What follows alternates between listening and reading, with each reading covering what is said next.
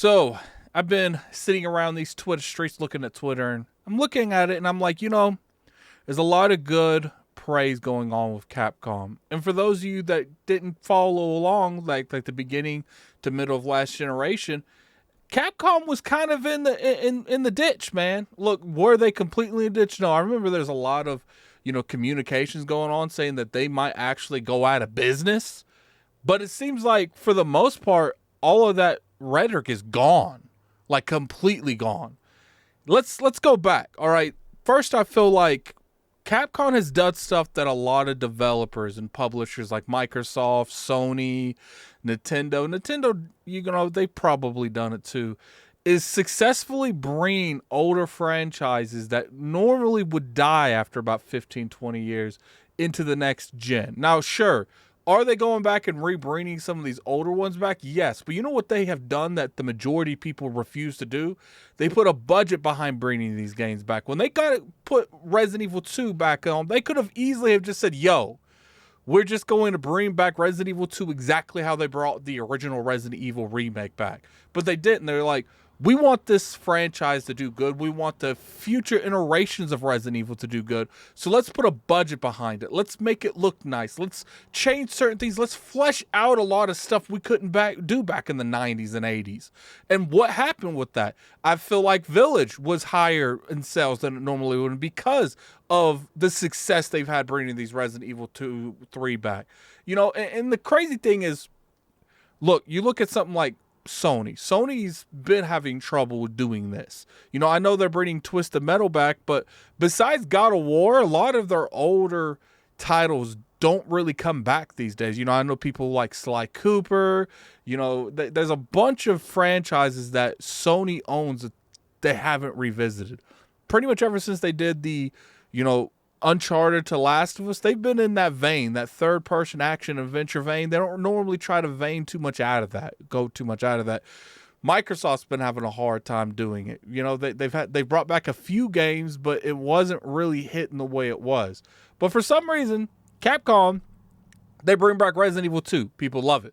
They bring back Resident Evil 3. Now, was that the same success as Resident Evil 2? No. But people really loved the game, And now you look at Resident Evil 4, which I wouldn't even say isn't a very old game. But for some reason, they surprised me. I didn't think they were going to do too much, fleshing out. I thought for the most part you would see maybe a 1-to-1, maybe a little bit more than a 1-to-1. But I thought for the most part you're going to see Resident Evil 4 again. But after seeing that actual trailer yesterday, I actually think that Resident Evil 4 is going to come out and it's going to be probably one of the best games ever made again, because a lot of people consider Resident Evil 4 one of the best games ever made. I have to respect Capcom because they take remakes and they make them serious. They take their sequels and their prequels and they make them, they take them serious. And I've always had an issue with the way that some of these publishers and developers treat their IPs. I feel like some of them don't treat them as well as they should. And Capcom's never been that. You look at something like Monster Hunter Worlds, I feel like that's one of the original ones that made them blow up the way they did. They have been able to ascend to a point where not only are they doing well financially, they're doing well, the way they're being talked about.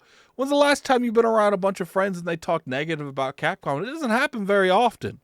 For the most part, they hit all of their IPs out the park. Now, obviously, they don't hit them all out of the park. I know a lot of people are still disappointed the way Mega Man's being handled. And, maybe they'll revisit that in the future. I know a lot of people didn't like the way that they were handling, the Dead Rising. Yeah, Dead Rising. I think that's what they're called. Dead Rising franchise. And I'm agreeing with you. I feel like they could have done better on the last Dead Rising. But one thing you can't say about them is they don't give you quality products. Resident Evil 4 looks like an amazing game next year. They went back and they said, yo, we understand some of you don't like the Resident Evil Village and the Resident Evil Biohazard 7. We understand some of you don't like the first-person aspect. So what did they do? They went back in Village and say, we're going to give you a third-person view. That is listening to the consumer to a T. That's the definition of listening to a consumer. And because they did that, I'm going to go buy Resident Evil Village.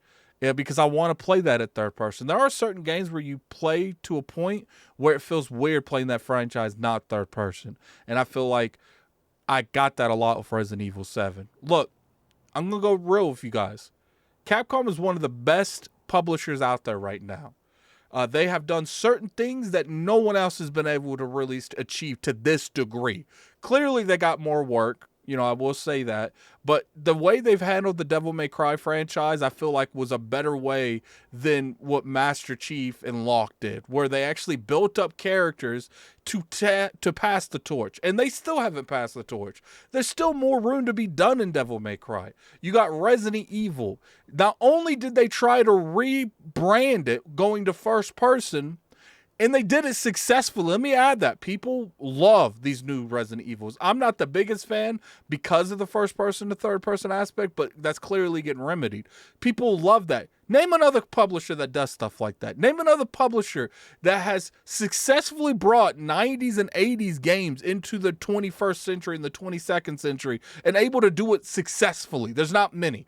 Now, there are obviously some. You got Square Enix with Final Fantasy VII, but you could argue that Square Enix don't have a whole lot going for it besides Final Fantasy VII. And I do think that's a logical argument you can have. Capcom be hitting it out of the park almost every time they do something these days. There's very few times they do something that people are like, this ain't it, Capcom. And I got to hand it off to them. Capcom has became, in the past 8-9 years, they have become one of the most talked about publishers and one of the most successful publishers and beloved publishers. Like I said, there's not a lot of gamers out here talking negative about Capcom these days. Sure, they don't like some of the practices they do, but it doesn't really represent the brand of the game that the quality of the game they actually make.